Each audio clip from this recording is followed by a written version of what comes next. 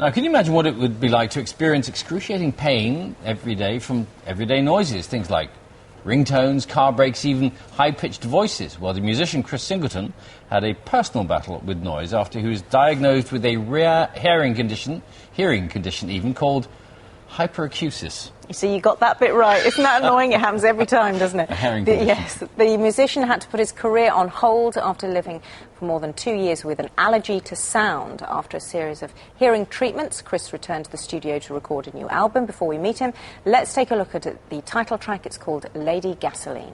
Tell me all about it, tell me what you got. I think I'm out of my mind, I think I'm losing the plot. You know you get what you want, but not what you need. It's a funny condition, a strange disease. You make me feel like I'm 17, high in your love, lady gasoline.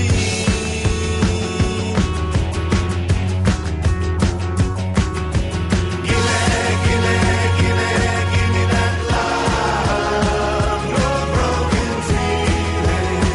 I want that good stuff. Give me your time. I'm running on empty. I don't know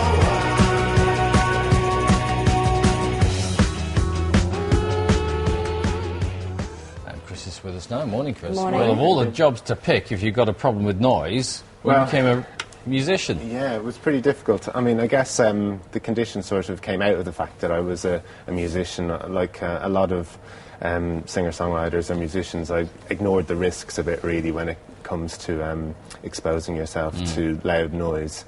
And obviously that's how the condition developed and posed all manner of problems, really, when it came to music. So what is hyperacusis and how did it affect you? Well, basically, it's a hypersensitivity to sound. It can be brought on in a number of ways, through loud noise or sometimes through a head injury.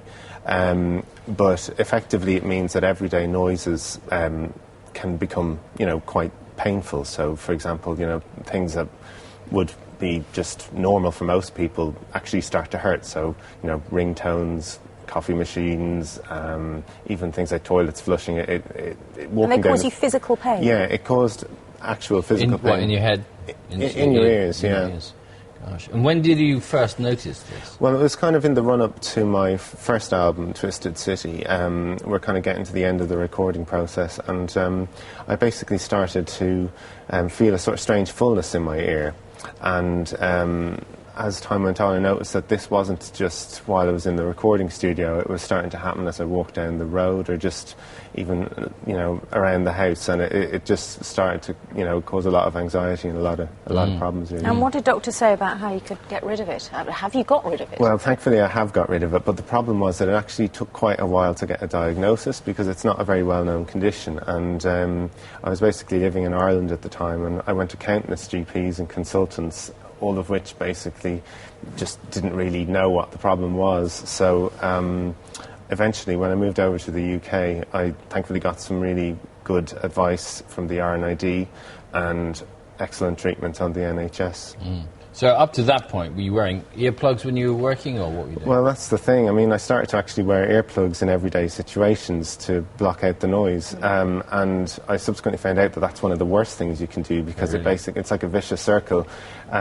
You start to kind of block out everyday sounds and your ears just get completely unused to sound, and it just makes the problem worse because when you take them out, everything just seems a lot louder.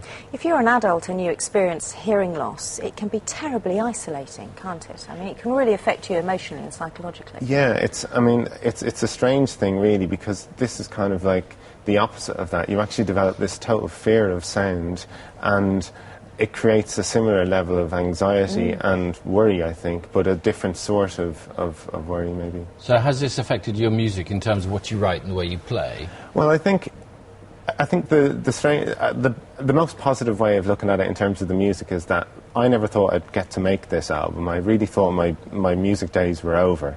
And to have actually recorded and released this album, it feels like a mixture of a blessing and a personal triumph. And I think when I was recording this album, it gave me a new lease of life. It sort of made me feel that, just really relieved to be able to make music again. And I think the record sounds like somebody who's rediscovering music. It's very energetic, very upbeat. and it plays with a lot of different sounds, sounds that I thought I just probably wouldn't get to hear or make again. Yeah. Oh, good luck with it. Thank you very much you for very coming much. to talk to us about Thanks a it. lot. Yeah. All right. Thanks, Chris. Chris Singleton.